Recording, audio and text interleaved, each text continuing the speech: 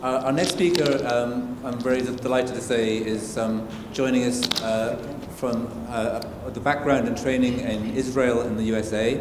She trained at the Pacific College of Oriental Medicine in San Diego, and she's now been based in the UK for quite some time, specializing in fertility treatments, and works with the Homerton University Hospital, where she's been doing this incredible trial, which she's about to tell us about. And she said that one of the researchers as part of her team had to eat their hat because of the results were so unexpected. So I'm very much looking forward to hearing Karen Gilson.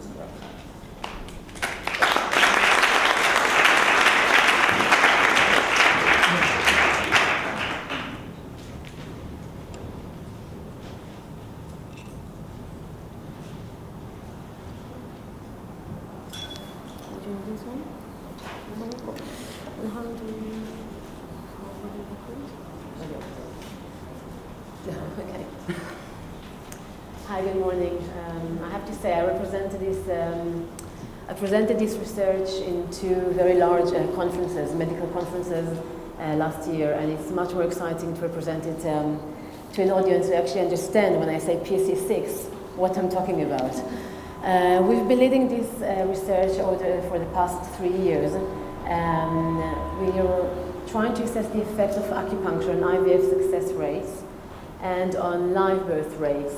And we've been doing it at the Homerton University Hospital at the Fertility Center. It's one of the largest fertility centers in London. We cater more than 1,500 IVF treatments per year. I have to say that the idea for the search, for the study, came out from a need. I've been practicing for the past 17 years in the UK, and my clinic is mainly fertility and IVF treatments. And as I've been in the field for quite a while, I'm lucky to have referrals from GPs, from specialists, from gynecologists, but most of the gynecologists and the GPs want, especially in the UK, I find out, want and don't refer their patients, women who are undergoing IVF treatments, to acupuncture. And it's not just ignorance. They don't have evidence-based conclusion, evidence-based proof, if you can say, as to say, yes, to their patients, yes, you can go to acupuncture because it will help your IVF treatment, it will help your success rates. And I've been debating this issue with IVF specialists over at least 10 years.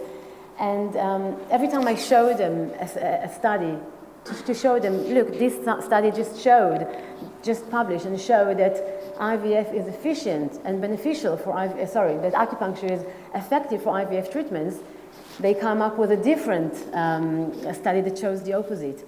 And I think the main thing, the problem is the heterogeneity, the extreme heterogeneity with all those different studies, because they differ significantly in different timings of acupuncture, different protocols, different study designs, different outcome measures. So this extreme heterogeneity really, due to this heterogeneity, we can't come to a conclusion whether acupuncture is beneficial for IVF treatments and should be offered by physicians to women undergoing IVF. To address, by the way, that's why we did that, and we took a specific protocol to address this extreme heterogeneity in 2012. 15 international acupuncturists with extensive experience treating IVF treatments with acupuncture gathered together, and they reached a consensus protocol. They participated 3 rounds of Delphi questionnaires, and they've agreed on 86% agreement, which is quite a lot, on a specific protocol to use with acupuncture in IVF treatments. I want to read you something that they have, make a bit of a noise.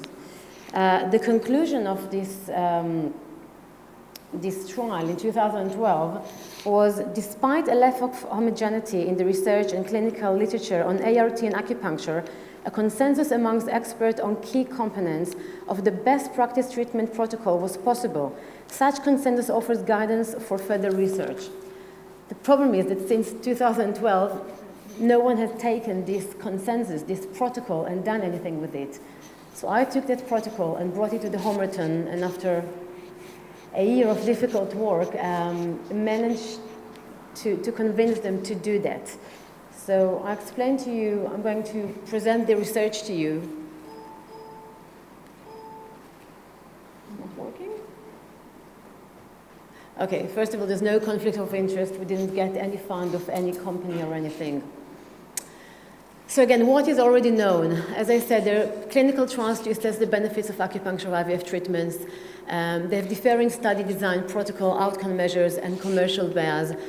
And this is precluding any firm conclusion regarding the efficiency of, or otherwise of acupuncture in that field. As I said, to address this heterogeneity, 50 international acupuncturists participated in Delphi questionnaire and reached a consensus protocol to be used in future research, which so far as we know, hasn't been implemented. To the best of our knowledge, this is the first time that someone actually took that protocol and did something with it. This is something that Elizabeth Stenner has published in 2006. She took 4 very large randomized controlled trials, and she showed they all different protocols. She talked about lack of standardization. She really talked about the placebo effect. Can you talk about placebo effect when you measure something so objective, such as live birth rates and pregnancy results? And in her research, she showed increased uterine blood flow. When we talk about uterine blood flow, it's very critical for the success of the IVF treatment to have good uterine lining. So when you have evidence-based conclusion that acupuncture treatments with specific acupuncture points can increase uterine blood flow, it's extremely important. This was a single center randomized control trial comparing 2 arms. The control arm, so it was 80 women who received the normal IVF procedure, and the study arm, another 80 women who received, again, the same IVF protocol plus acupuncture according to the consensus protocol, according to the Delphi consensus protocol, which agreed. And the primary endpoint was to determine the clinical effectiveness of acupuncture in improving live birth rates in women undergoing IVF. The secondary endpoint was clinical pregnancy rates and some complications such as OHSS, ovarian hyperstimulation syndrome, which is extremely dangerous with IVF treatments. The inclusion criteria was women no more than 43 years old with BMI no larger than 30, undergoing the first or second IVF treatments, either frozen cycle or fresh cycle. Are you familiar with those? Fresh embryo transfer or frozen embryo transfer. Inclusion criteria: women who are receiving donor eggs or currently having any acupuncture or any complementary medicine. And those women, after we got their consent form, went through randomization. It was computer randomization. I didn't do the randomization. I didn't pick up who's, it was randomized controlled trial. So we didn't pick up who's going to be in each group. A computer did it, okay? That's our lovely team from the Homerton. Let me tell you a little bit about the process, okay? The reason it took 3 years, it's not very easy to recruit patients to such a trial, and let me tell you why.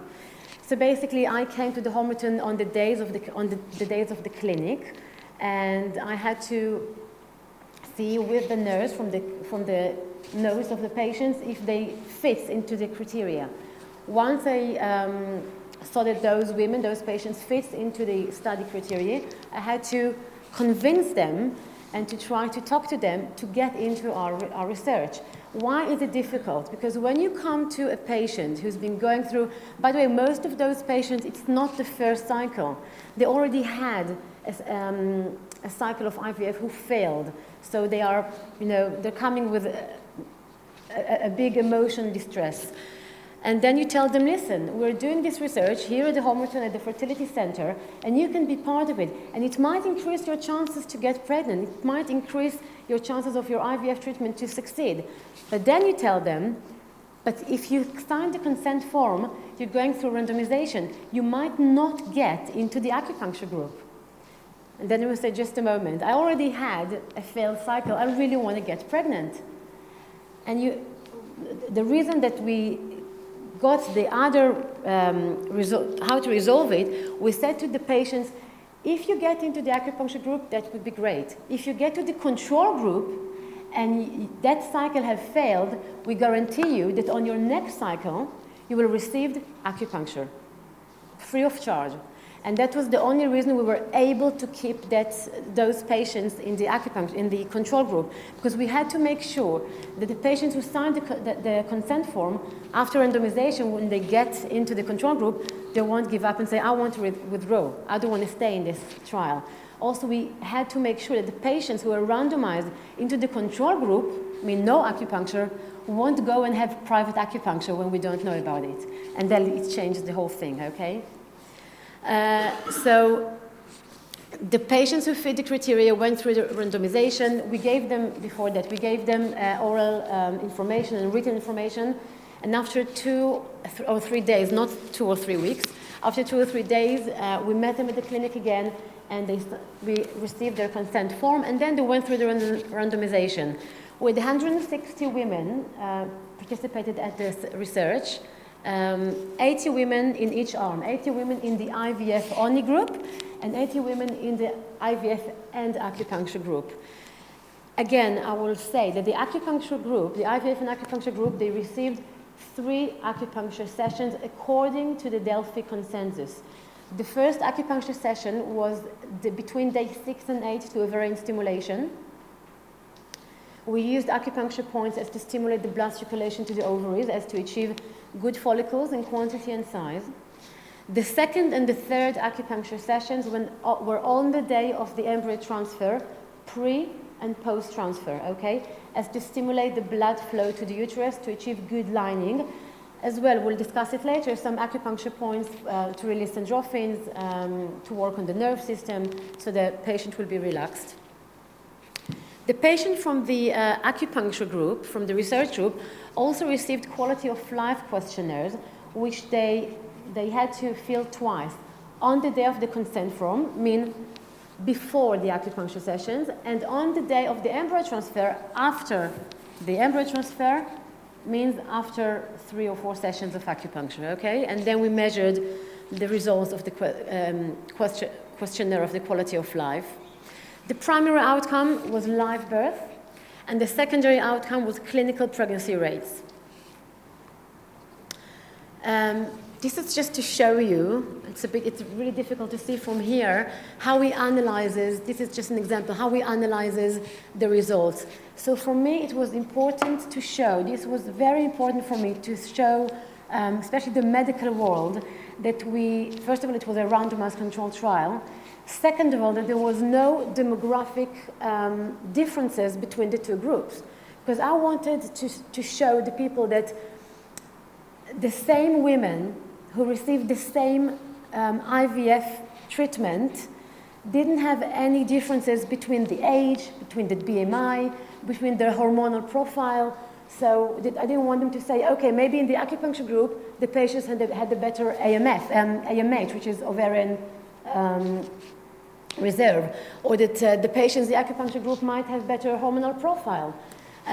No, you will see later that regarding the demographic chart, there were no changes between the 2 groups, okay? So there were the same women, different ethnic, we had Japanese and Chinese and Jewish and women from Nigeria, women from Croatia, from all Eastern Europe.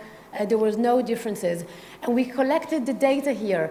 So you will see here was the hospital number, the age of the patient, beta HCG, which is pregnancy result, which group she was randomized to, acupuncture or control, which infertility, is it primary infertility or secondary infertility, which is very important, which cycle is it the patient, is it her first cycle or her second cycle, which diagnosis is it, why does she have unexplained infertility, does she have a reason for her infertility, is it tubal, is it unexplained infertility, is it polycystic ovary syndrome, is it endometriosis, is it a male, is it like a morphology of the male sperm, which protocol she had, antagonist or agonist, long protocol or short protocol. I'll explain everything later if you want to.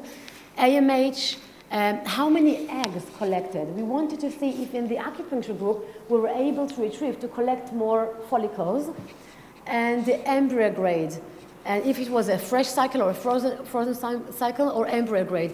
We wanted to see if between the two groups, the acupuncture group and the control group, we had different results regarding to embryo grade. We don't transfer embryos if they don't reach a specific quality. And embryo grade, we have two grades. We have top grade and average grade. So this is all the data we collected. And some people said, why? Well, it took a long time because you have to collect all the data, but it is very important. When you want to reach evidence base, as my colleague talked about, evidence base, you have to have all those data. So, 160 patients were randomized, 80 to each group. As you can see here, we had many more dropouts at the acupuncture group. Can you think about why? So we got to a conclusion that the reason that we had more dropouts in the acupuncture group was because you have to understand those women, the IVF procedure is not fun at all. Those women are getting pumped with hormones. They have to come every day or every second day to the hospital, to the clinic. They get pricked. They have the trigger shot. They have so many blood tests. So yes, they want to get better results for their IVF treatment.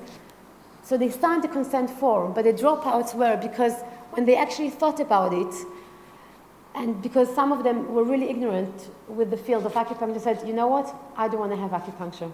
I don't want to have to come for more appointments at the hospital. I don't want to have to get, although it's not, acupuncture is nevertheless nothing to do with the shots that they were got, but they didn't want the extra appointments and the extra, acupuncture needles because they've been pricked on a daily basis anyway. So that's why we had more dropout in the acupuncture group. Per protocol, we had 30, this is, by the way, old results. Our results from a week ago is even higher. We had significant results. We had more, here we talk about 31% live birth against only 16% live birth in the control group, which is quite significant. This is a huge gap between the two groups. Miscarriages, we didn't see any significant results regarding to the miscarriage between the two groups. Positive pregnancy test, again, 56% in the acupuncture groups, opposed to only 27% in the control group. This is quite a big thing, okay? Again, this is another data. We didn't see any significance between the two groups regarding demographic data. What we did see, again, BHCG, positive, 48% in the acupuncture group, upon to only 31% in the control group. This is quite a significant result. Per protocol, it wasn't significant. Again, diagnosis, it wasn't significant. The main significant results between the two groups were the live birth rates, which were much higher in the acupuncture group, and the pregnancy results, which were much higher in the acupuncture group as well. Again, you can see in this chart the gap between the two groups, okay? And this is acupuncture followed by that specific protocol that was reached among 15 international acupuncturists, that they came out, they said, this is a fixed protocol, as you call it. And I know that when I talk about it with my colleagues from the traditional Chinese medicine world, there was a lot of, I'm trying not to say judgment, but a lot of judgmental. Why do you use fixed protocol? In my clinic, when I have a patient who comes and she's going through IVF, I wouldn't treat her with a fixed protocol. I'm going to do the diagnosis, to check her pulse, to check her tongue, to see if it's an excess, to see if it's a deficient, to see if it's a cold condition or a hot condition. I'm going to do the whole thing. But for the research case, we had to use that fixed protocol to say, listen, it's true that there is a huge heterogeneity in that field, but we can actually use that fixed protocol and show you that we reached great results. And if we're going to repeat that study and do it 2 more times, and if we're going to reach same great results, I think this is something which is quite phenomenal, which gives and brings evidence-based proof that acupuncture should be offered to women undergoing IVF treatments. The strength of this study is the first to follow a widely approved consensus protocol and therefore has set a standard for future studies. It was a randomized controlled trial with power sample size. Now let me talk about the limitation. Some people, especially my colleagues at the Homerton Hospital, said, listen, the additional attention paid to the acupuncture group might have a positive psychological effect on that group. Maybe that's why you had better results. But I have to talk about it. And luckily, I was able to convince Professor Homburg and my other colleagues. I think when you assess something subjective, such as general well-being or pain or mental stability or emotional stress, yes, you can definitely say that extra attention to one group might have a psychological positive effect on that group. But when you assess something so objective, such as live birth rate, you can't come with this. Definitely not. I must say that in Israel, what they've done, I think it was 6 months ago, they tried to take women who went through IVF procedures and they gave one group some counseling and some reflexology, and some of the ladies even had massage and facial treatments, and they reached no better results. So when you measure something so objective, such as live birth rates, extra attention to the acupuncture group, it won't have any psychological effect. The effect will be by stimulating the blood circulation to the ovaries, by stimulating the blood flow to the uterus, and by working on the nerve system, and by choosing specific acupuncture points as well as to relax the patient. As I said before, the acupuncture group also received quality of life questionnaire, which they had to fill up on the day when they signed the consent form, hence before the acupuncture, and on the day of the embryo transfer, hence after having acupuncture. And again, we had great results here because for the question circulated to patients before and after undergoing acupuncture, do you believe acupuncture can contribute and add value to the success of your IVF treatments? Before it was 7.68 and after it was 8.58. And the quality of life questionnaire was about how do you sleep, how do you function in your daily life, do you have any night sweats, do you suffer from depression, how's your relationship, do you snap, are you irritable, bowel movements, many questions. And the question of life, the quality of life questionnaires came much better after the acupuncture sessions. The conclusion, the results of this study imply that acupuncture should be offered as a possible method of improving IVF outcome. We now intend to investigate the pathway in which acupuncture increased pregnancy rates with specific attention to measurements of nerve growth factor and hormones of the autonomic nerve system. So why do we do that? We have beautiful scans and beautiful scans and ultrasounds, but it's nice to see patients that while they were stimulating with hormones, we used Clomid and Gonal F and some drug that I'm not allowed to talk about here because I'm not a doctor, but we had patients who received all the medications they were supposed to receive and they weren't stimulating. So the follicles went as many as we expected and they haven't reached the size that we wanted to retrieve them. And after a couple of sessions of acupuncture, 2 sessions of acupuncture, the ladies in the acupuncture group were able to continue their cycle, hence the acupuncture helped them to stimulate, and the other patients who weren't stimulating well in the non-acupuncture group, we had to stop their cycle, which means, again, failed cycle, okay? So it's nice to see on the scan, so you see, this is quite amazing. 25 minutes before the acupuncture, you see patient with, let's say, 8 follicles, measure 10 milliliters. and 25 minutes and 40 minutes after acupuncture, stimulating Zigong and CV4 and stomach 28, you see 16 follicles and measured 18 milliliters, which is quite amazing. And it's nice to see actually the faces of the doctors in the fertility center, because they just, I think for the first time, they actually see it happening. Because just before then, when I used to come before we started the research, they used to see me as the crazy lady who does something to the patients to get pregnant. But I think when you actually see those scans, when you actually see those ultrasounds, you can really see the effect of the acupuncture on the women who are getting stimulated with drugs. That's about it. If you have any questions, I'm happy to answer. Thank you.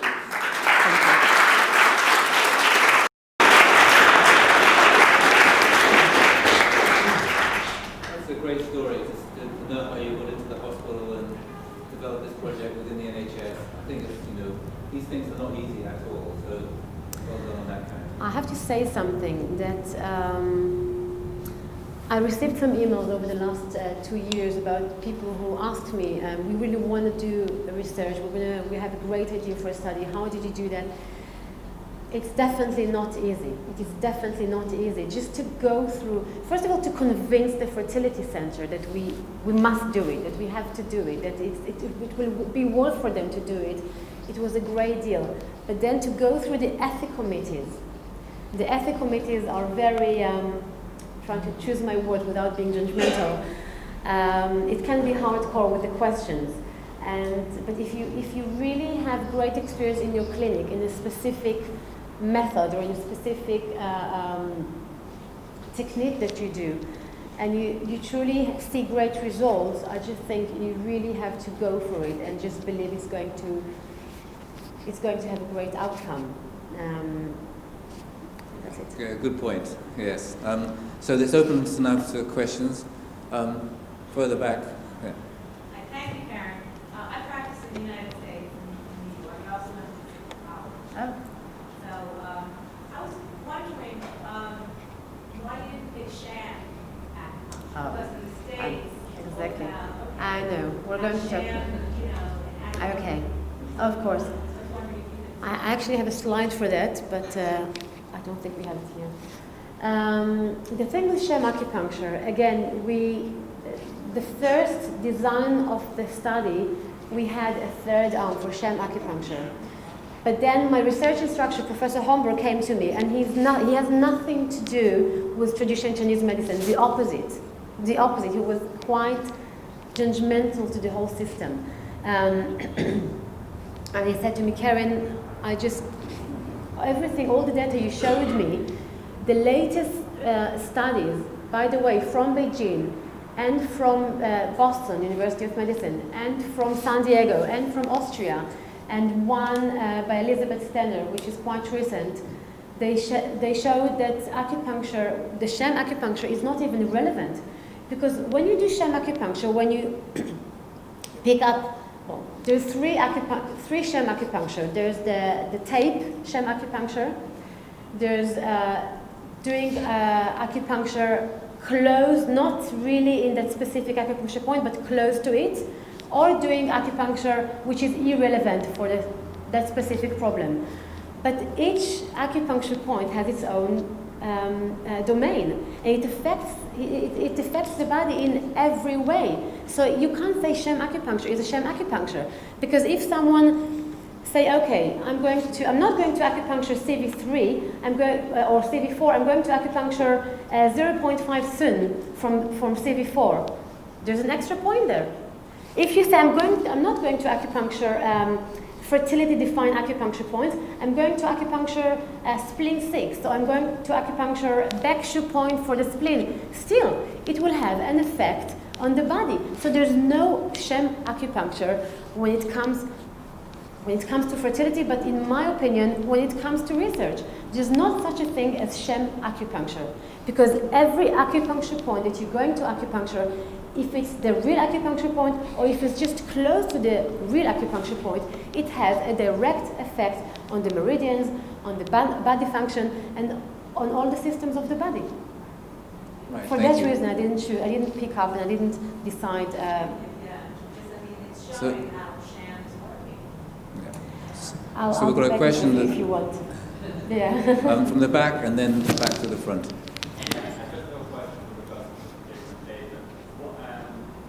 I can't hear you. I'm sorry. Sorry. Presentation of the data, was the protocol data or intention to treat? No. It was intention to treat. Okay, intention to treat. Per protocol was, when I say per protocol, as I said, we had some dropouts. We had one patient who died, unfortunately. As I said, OHSS, ovarian hyperstimulation syndrome, is extremely dangerous. So we lost one patient. She didn't get any acupuncture or anything. It's not funny, but so we had some dropouts. We lost one patient. We had some patients who the cycle had failed, so we couldn't conclude it. So this is intention to treat, not per protocol. Yeah, no. That's what I'm asking. Okay, yeah. Big difference. Yeah. A huge difference, of course, yeah. I think the per protocol, you should do a between group comparison. Did you do an intention for treat comparison between groups in terms of live births? Yes, we did actually, and that's why I'm missing 5 slides. I don't know why. So yeah, I'm missing 5 slides. So I'm sorry. Is that the only one that she downloaded? Yeah. Okay. Sorry. So just out of interest then, what was the outcome between groups using intention to treat? Between groups using intention to treat was, it's quite amazing. It was 40% in the acupuncture group, opposed to, I think, 21, which is quite, it was, again, we were quite, I have to be honest, I wasn't expecting those results. Not at all. I wasn't expecting those results just because one thing, because that's not the way I treat patients in my clinic. I do many more than just 3 sessions. I do at least 6 or 8 or 10 sessions during an IVF course. I see patients twice a week while she's getting stimulated. I see her twice before the egg retrieval, and I see her twice on the day of embryo transfer, but I see my patients before they actually start the IVF sessions. So I was quite amazed that from 3 or 4 acupuncture sessions, we had that great results. And I'm actually really happy that we actually took that consensus protocol, because I think, again, if we repeat that protocol, if we repeat that fixed protocol, as we call it, and we reach the same results or close to the same results, or hopefully even maybe even better, I think that then you can actually come to the NHS and say, listen, we can show you now that maybe part of the protocol, of IVF protocol in the NHS, must include 3 sessions of acupuncture. Good, thank you. Mike? My question was about the intention to treat analysis. On your slides it said per protocol, and I don't understand how your intention to treat can be greater than your per protocol results. But, that's been asked already, so... Yeah, okay. So, it's not published yet, is it? It's going to publish at the end of April. So, yeah. Just for information, the intention to treat analysis, you keep all the patients in the groups that are allocated, and you don't count dropouts, and then you do the comparison. So that's slightly different than per protocol, where your dropouts are excluded, so Yes. you don't actually have 2 equal groups, because you've lost some people for reasons that might be systematic Yes. in some way. But anyway, I think this is a great study. We've got time for a couple more questions. Mayong Su? Oh, no, it's not. Sorry. Yes. I have a question. Do you have an intention to research on the particular traditional acupuncture Okay. including IVF patients? Sorry, your question was? Do you have an intention to research into the therapeutic effects of individual traditional acupuncture points in treating IVF patients? If I have the intention, I'm happy to talk about which acupuncture points we've used, if that's what you want, if that's interest of you. Sorry? So you'd like to talk about the specific, of course, with pleasure. So that's what you've asked, yes? Okay, the specific acupuncture treatment that was used, if you want to discuss it, I have it here, which is the one slide that, one of the slides that I don't have here. Sorry, we don't have the slide, but I'm going to tell you anyway. So, acupuncture points is to stimulate the blood circulation to the ovaries. We used CV4, Zigong. Are you familiar with Zigong? Yes. Zigong, CV4, stomach 28. I specifically prefer stomach 28. Giovanni prefers, I studied with Giovanni Maciocci and he always prefers stomach 29. I don't know why, but okay. So CV4, Zigong, CV3. CV3 is better, I believe, for stimulating the blood flow to the uterus, okay? Less to the ovaries. CV4 is more to the ovaries. Kidney 15. Kidney 15 is extremely important as to break blood, especially patients with history of endometriosis. I always used kidney 15, okay? Kidney 15, CV4, Zigong, stomach 28, spleen 10, as to stimulate the blood flow to the uterus. Large intestines, colon 4 plus liver 3, yin tang. This has nothing to do with the ovaries. This is, as you know, the 4-gate treatment. This is to relax the patient, okay? We used stomach 36 and spleen 6. Kidney 3. I like to use stomach 30 because stomach 30 is the chi of blood. Sorry, C of blood and chi. So stomach 30 is one of the points that I mainly use for fertility. Regarding the, but those points are on the stimulation stage, so day 6 to 8 on stimulation stage. I have to say that the Delphi protocol said one treatment during the stimulation stage, but when I had a patient and she wasn't stimulating enough as expected, on the day I saw her, I sometimes told her after the scan, come again for acupuncture, okay? And I stimulated manually. The Delphi consensus reached agreement for 3 main things. The first one, they agreed on the specific acupuncture to be TCM, traditional Chinese medicine acupuncture, not 5 elements, no anything else. TCM acupuncture, manual acupuncture, and 3 sessions. The first one, as I said, day 6 to 8 for ovarian stimulation, and the second and the third on the day of the embryo transfer, pre-transfer and post-transfer. When I say pre-transfer, sometimes people ask me, so can it be the night before? Can it be 5 hours before? So no, it has to be an hour or half an hour before. Yes, you can do it the night before, but again, it won't have the same effectiveness. So we do, is that, you understand? So we do, I saw the patients half an hour before they went to theater, okay? The points I used pre-embryo transfer were spleen 8, spleen 10, large intestine 4 plus liver 3, stomach 29, CV4,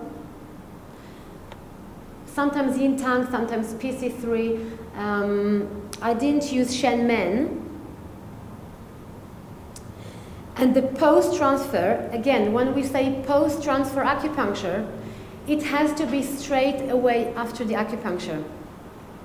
You can't use GV20, which is extremely stimulating. The reason we use GV20 post-transfer is to bring the chi up, to hold the embryo there, okay? You can't do stimulating, such stimulating acupuncture points an hour after the embryo transfer or a day after the embryo transfer. So when you see a patient after the transfer, it's better if you see her straight after the transfer, okay? So the post-transfer acupuncture points included GV20 with no stimulation, kidney 3, stomach 36, spleen 6, and pericardium 6. Again, sorry, we need to finish. Okay. You can choose to use auricular points such as Shen Men if you find that the patient is extremely distressed. So I think thank you very much. I think we're running out of time. I think that's been a great talk. It's fantastic to see this sort of study happening in an NHS context, and I echo the point how difficult it is, but incredibly worthwhile. So please join me saying thank you to the panel.